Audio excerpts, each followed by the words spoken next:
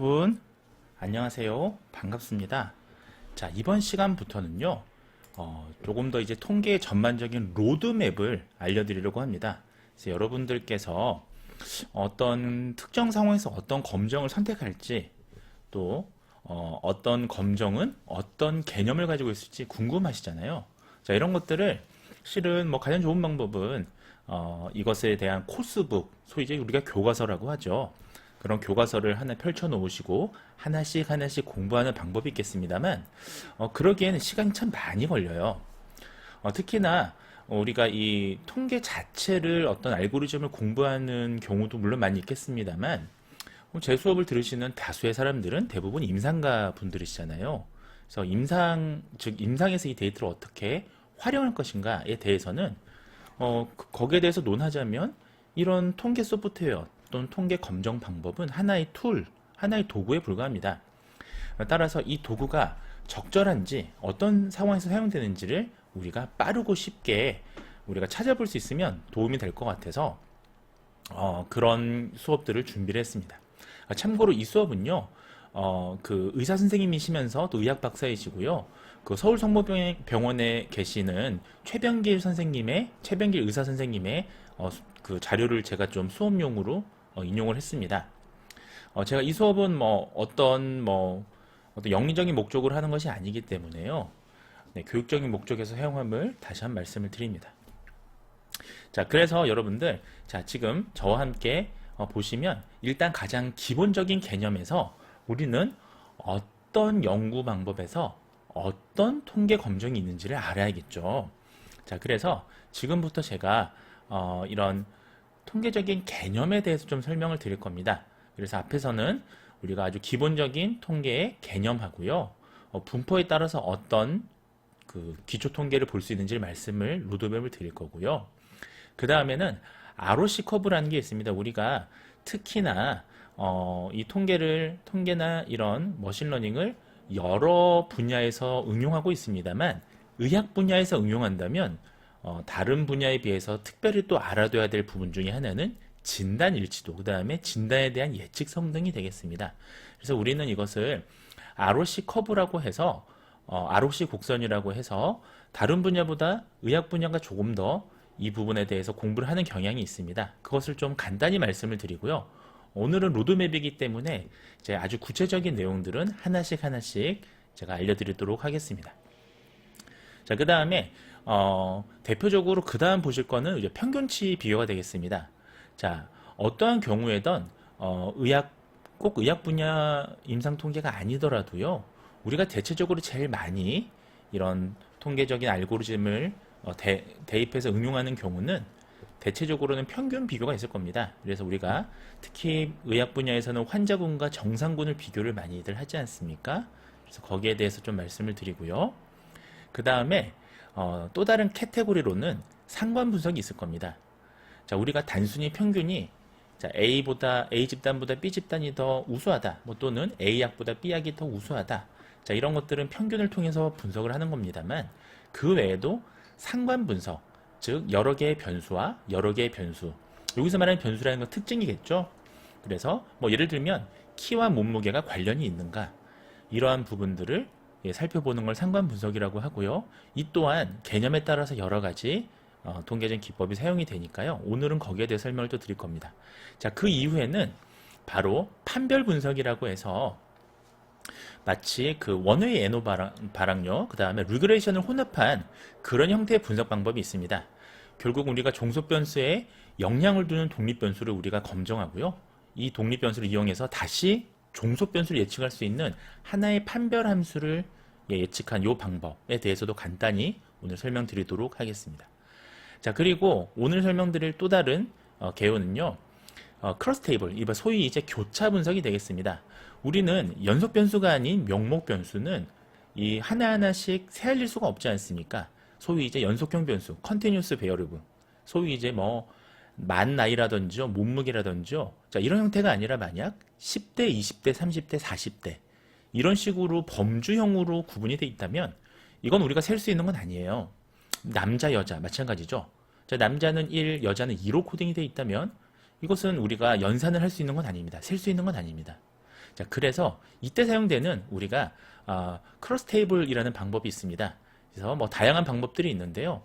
거기에 대해서 오늘 간단한 개요를 또 말씀을 드리겠습니다. 자, 마지막으로 오늘 말씀드릴 건 생존 분석입니다. 역시 이것도 개념만 말씀드리고요. 지금 말씀드린 각각 하나의 검정 방법들은 하나씩 다음 영상부터 아주 깊게 살펴보실 텐데요. 자, 서바이벌이라고 하는 것은 그야말로 살아남다라는 의미인데, 사실 뭐 의학에서는 최종까지 생존하는 뭐 발병 이후에 사망하지 않는 사람들의 비율로 해석이 될 수도 있습니다만, 실은 우리는 이것을 시계열 분석에 적합한 어떤 분석 방법이라고 생각하시면 되겠습니다. 마치 생존 분석이라고 해서 꼭 생존율만 구하는 것 같은데요. 이것은 응용한다면 뭐 경제나 마케팅 뭐 또는 뭐 여러 가지 뭐 사회과학 자료에도 응용해 쓸 수가 있습니다. 이러한 방법들에 대해서 오늘 알려드리도록 하겠습니다. 자, 마지막으로요. 하나 더 오늘 말씀드릴 건 클래시피케이션 애널리시스, 그러니까 소위 이제 분류 분석이 되겠습니다. 자, 이런 분류 분석은 어떤 하나의 커팅 포인트에서, 그러니까 우리가 절단점이라고 하죠. 이것이 어떤 점에서 분류하는 게 과연 효과적이냐. 그래서 하나의 집단에서의 가장 우수한 커팅 포인트를, 컷오프 포인트를 우리가 찾아가는 그런 방법이라 되겠습니다. 자, 오늘은 이것들에 대해서 하나씩 개념만 좀 살펴보도록 하겠습니다. 자, 지금 보여드리는 거는요, 우리가, 네, 제가 여기 판서를 좀 해볼게요. 기초 통계 분석이 되겠습니다. 자, 기초 통계라고 하면 무슨 통계에 대한 기초냐 보다는 우리는 데이터를 탐색적으로 분석하기 위해서, 자, 데이터가 과연 로 데이터, 즉 우리가 어떤 조작하지 않은 그 데이터 자체, 즉 원본 데이터라고 하면 됩니다. 우리가 로 데이터라고 하면 원본 데이터를 얘기해요. 어떤 뭐 데이터를 자르거나 구분하거나 하지 않은 조사된 그대로의 원본 데이터요. 자, 이것을 토대로 우리는 뭐 분포도 살펴보셔야 되고, 데이터가 대표값이 어떤지, 뭐 예를 들면 평균이 어떤지, 표준 편차가 어떤지, 이런 것들을 살펴보셔야 될 거예요. 자, 그래서 거기에 따라서 여러 가지 방법들이 있습니다. 자, 제일 먼저 할 수 있는 건 우리가 심플 테스트라는 거예요. 여러분들 통계 프로그램 중에서 매드컬크라는 프로그램이 있습니다. 자, 이거는 뭐 세스, SPSS, 뭐 R, 뭐 파이썬 여러 가지 프로그램들이 있습니다만, 매드컬크라는 프로그램은요, 특별히 임상 자료, 특히 의학 데이터를 분석하는 데 있어서 굉장히 효율적인 GUI 형식의 간단한 프로그램입니다. 약간 SPSS랑 닮았는데요. 대신에 이 매드컬크는 특히 진단 일치율 같은 거 살펴볼 때 굉장히 좋은 통계 검정을 많이 포함하고 있고요. 뭐 서바이벌 애널리시스도 포함하고 있고요. 무엇보다 이제 매드컬크도 유료입니다. 뭐 SPSS도 유료죠, 따지고 보면. 자, 이런 유료 프로그램인데 매드컬크가 그나마 좀 싸요, SPSS보다는. 그래도 여러분들이 개인적으로 구매하시기엔 조금 비싼 금액일 겁니다. 한 4,500달러 정도 합니다. 우리나라 돈으로 한 5, 60만 원 정도 합니다. 자, 어쨌든 우리가 로 데이터 없이 결과값만으로 우리가 실행할 수 있는 간단한 통계 방법을 우리는 자, 심플 테스트라고 합니다. 자, 제가 붉은색으로 색깔을 좀 바꿔 보겠습니다. 자, 심플 테스트라고 합니다. 자, 이것은 우리가 통계를 우리가 실행을 하려면 사실 우리 로 데이터로는 가장 간단하게 우리 인간이 가장 어떤 데이터를 직관적으로 잘 볼 수 있는 건 2x2 테이블이에요. 그래서 교차 검정 같은 경우를 사실은 탐색적 분석에서 많이 사용하는데요. 자, 근데 사실은 테이블의 내용을 모두 풀어서 로 데이터를 만들어야 되는 그런 경우에 그냥 단순하게 심플 테스트를 할 수가 있습니다. 예를 들면요, 어떤 논문을 읽다가 여러분들이 뭔가 의문스러운 부분이 있어요. 그래서 간단히 우리가 통계를 실행하고자 할 때 심플 테스트를 할 수 있죠. 뭐 예를 들면 어떤 의문이 생기느냐, 대표적인 예들은 이와 같습니다. 예를 들면 센시티비티, 민감도죠. 민감도 하고요. 자, 스페시티, 자, 특이도. 우리가 이것을 알고 있는 두 개의 집단이 있다고 가정해 볼게요. 자, 이 두 개의 집단에 센시티비티에 유의한 차이가 있는지, 자, 이런 거를 논문을 보다가 갑자기 의문이 생겼습니다. 자, 이때 심플 테스트라는 걸 사용할 수 있다는 겁니다. 자, 두 번째 기초 통계량은 우리가 소위 기초 통계량이라고 하면 제일 먼저 파악하는 것은 데이터의 분포, 산포 정도가 되겠습니다. 따라서 우리는 이것을 대표값이라고 하는데요. 이 대표값에는 평균과 표준 편차 등등이 있죠. 평균은 우리가 영어로 mean이라고 합니다. 표준 편차는 스탠다드 디비에이션이라고 하는데 이것은 자, SD라고 표기 많이 합니다. 예컨대 여러분들이 어떤 데이터를 조사했어요. 그리고 그 데이터에 평균적으로 연령은 어떤지, 이 데이터에 포함된 사람들의 평균 키는 어떤지, 그 다음에 이 평균에 대한 표준 편차, 즉 이 데이터 내에서 평균에 비해서 얼마나 떨어져 있는지. 자, 표준 오차는요. 자, 이것을 인구 집단으로 우리가 대입했을 때 실제 인구 집단에서의 값의 오차는 어느 정도인지, 자, 이런 것들을 궁금해 할 수 있습니다. 자, 이때 우리는 SPSS라면 기술 통계라고 있습니다. 이 기술 통계를 클릭하시면 되겠습니다. 자, 그러면 표로 막 나오겠죠? 이거는 제가 역시 관련된 영상에서 좀 말씀을 드리도록 하겠습니다. 자, 세 번째는 여러분들 정규 분포 여부를 파악하고 싶을 때가 있을 거예요. 자, 예를 들면 제가 지금 연속형 변수, 연속형이라는 건 만 나이라든지요, 몸무게처럼 셀 수 있는 척도로 구성된 데이터를 얘기합니다. 예를 들면 제가 조사한 데이터는 19세 이상 성인의 데이터인데 19세부터 85세까지 조사가 되어 있다고 가정해 보겠습니다. 근데 제가 만약에 연령에 따른 보행 속도를 보고 싶다고 한다면, 제가 만약에 조사한 연령의 데이터가 19세부터 39세에 주로 몰려 있고 85세, 70대, 60대인 분들은 한두 명밖에 없다고 가정해 볼게요. 이것은 분포가 치우쳐져 있는 거죠. 적어도 연령에 있어서는요.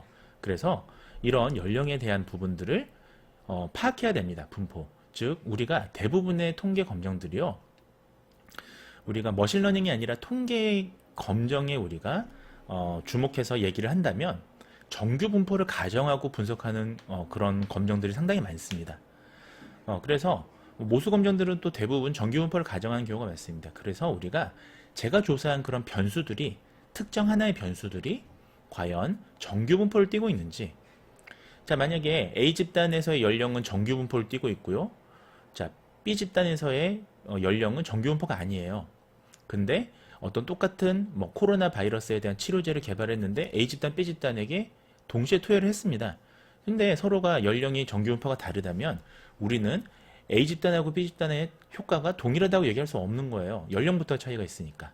그래서 우리는 이때 쓰는 건 골모로브 스미로브 검정이라는 게 SPSS에 있습니다. 줄여서 이것을 우리가 KS 검정이라고 하죠. 자, 이것을 클릭하시게 되면 여러분들은, 자, 여러분들이 조사하고 싶은 그 변수가 과연 정규 분포를 띠고 있느냐를 확인할 수가 있습니다. 자, 때로는요, 우리가 대표값으로 평균이나 표준 편차를 사용합니다만 우리가 모집단의 평균을 추정할 때 우리는 어떤 구간에 의해서 추정할 수가 있습니다.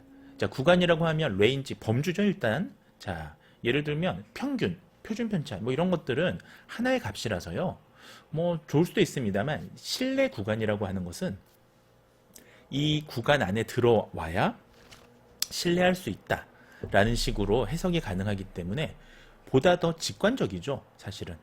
그래서 자, 우리는 이 신뢰 구간, 소위 이제 confidence interval이라는 것을 계산하게 됩니다. 자, 예를 들면 체중 95%의 신뢰 구간은, 자, 체중 평균, 제가 조사한 데이터의 체중 평균이 예를 들면 80kg인데 이때 95% 신뢰 구간 안에 들어오는 값은 뭐가 있을까라고 구할 수가 있는 거죠. 자, 이럴 때는 여러분들은 SPSS 프로그램에서는 confidence interval, 소위 이제 신뢰 구간이라고 하는 것을 클릭하시면 되겠습니다. 자, 때로는요, 여러분들 샘플 사이즈를 산출하셔야 될 때가 있습니다. 샘플 사이즈는 뭐냐 하면 표본 크기인데요. 임상 연구의 좀 특징입니다. 예를 들면 의료 연구, 소위 이제 임상 연구 같은 경우는 미리 표본 크기를 조사해서 수행하는 경우가 있습니다. 왜냐하면 여러분들 사람을 대상으로 하는 건 굉장히 윤리적으로 중요한 문제이고요. 예를 들면 30명으로도 충분히 효과를 볼 수 있는데 3만 명을 모집한다면 이거는 윤리적으로 어긋나는 거잖아요. 약간의 부작용이 있을 수도 있거든요. 어떤 신약 같은 경우는요. 그렇다면 최소한의 우리가 유의성을 검증하기 위한 표본을 미리 산정합니다. 그래서 의학연구에서는, 특히 병원에서 하는 연구에서는요, 미리 연구 보고서 단계, 기획 단계에서 샘플 사이즈 캘큘레이션을 합니다. 즉 표본 크기를 계산한다는 거죠. 자, 그래서 심지어 시계열 자료, 추적하는 연구에 있어서도요, 예를 들면 5년 동안 추적을 하는데 1000명을 대상으로요, 자, 1년마다 탈락하는 사람들까지도 미리 계산을 합니다. 예를 들면 매년 200명 정도가 탈락할 수도 있겠죠? 100명 정도요. 자, 근데 이 탈락률을 어떻게 계산하느냐? 선행 연구를 보고 합니다. 예를 들면 제가 치매 환자들을 대상으로 줄넘기 치료를 한다라고 가정했을 때, 자, 그런 선행 연구들에서 매년 몇 명 정도가 연구를 중단하고 치료를 중단하고 빠져나갔는지에 대한 데이터가 있을 거 아니에요? 자, 그걸 통해서 합니다. 자, 아까 제가 매드칼크라는 프로그램, 유료 프로그램이긴 한데 참 좋다는 게 이 샘플 사이즈 캘큘레이션을 매드칼크에서 간단히 할 수가 있습니다. 자, 그래서 사실은 우리가 뭐 매드칼크가 아니더라도 샘플 사이즈 캘큘레이션은 뭐 여러 가지 방법으로 할 수 있습니다. 예컨대 우리는 이 알파값, 그러니까 1.56란 베타, 우리가 그 다음 파워라고 하면 우리가 표본 검정력이죠. 이 세 가지를 우리가 알고 있다면 사실은 표준 편차량을 알고 있으면 더 정확하게 구할 수 있는데요. 대체적으로 코엔이라고 하는 사람이 대체적으로 우리가 그 표본을 산정할 수 있는 그런 표본 크기 값을 제시를 하고 있습니다. 자, 이거 이제 지워볼게요. 자, 그 다음, 자, 마지막으로요. 지금 마지막이라는 건 이 기초 통계의 마지막입니다. 우리가 관찰자 간 또는 관찰자 내의 신뢰도를 검증할 필요가 있습니다. reliability라고 하는데요. 이 신뢰도라고 하는 건 예를 들면 이런 내용입니다. 여러분들이 어떤 검사를 측정할 때 한 명의 측정하는 검사자가 어떤 뭐 특정 검사를 수행한다면 사실은 관찰자 간이나 이런 신뢰도를 구할 필요는 없겠죠. 근데 문제는 사실은 이제 대규모 표본 같은 경우에 여러분들 한 명의 조사자가 다 조사하는 경우는 드물잖아요. 자, 그러다 보니까 만약에 여러 사람이 어떤 동일한 방법에 의해서 표준화된 검사를 측정한다면, 자, 이 결과가 유의하게 일치해야 되지 않습니까? 예를 들면 심판마다 또는 측정한 사람마다 이 보는 기준이 다 달라서 일치하지 않는다면 이거는 이 신뢰도가 없다라고 얘기를 하는 거예요. 따라서 우리는 신뢰도 분석을 하게 됩니다. 이때 이제 병원에서 많이 쓰는, 우리가 임상에서 많이 쓰는 건 ICC라는 척도예요. ICC는 우리가 SPSS의 최근 버전에 이제 이것이 추가가 됐습니다. 그래서 인트라 클래스, 그 다음에 코렐레이션, 커피언스 하고요. 인터 observation, 그 다음에 correlation, 커피언트가 이제 함께 있는 그런 것들을 우리가 계산을 할 수가 있습니다. 자, 여기까지가 기초 통계에 대한 내용이었고요. 조금 더 속도를 내서 이번엔 ROC 커브에 대해서 말씀을 드리겠습니다. 안녕히 계세요, 여러분. 전 이 세상의 모든 굴레와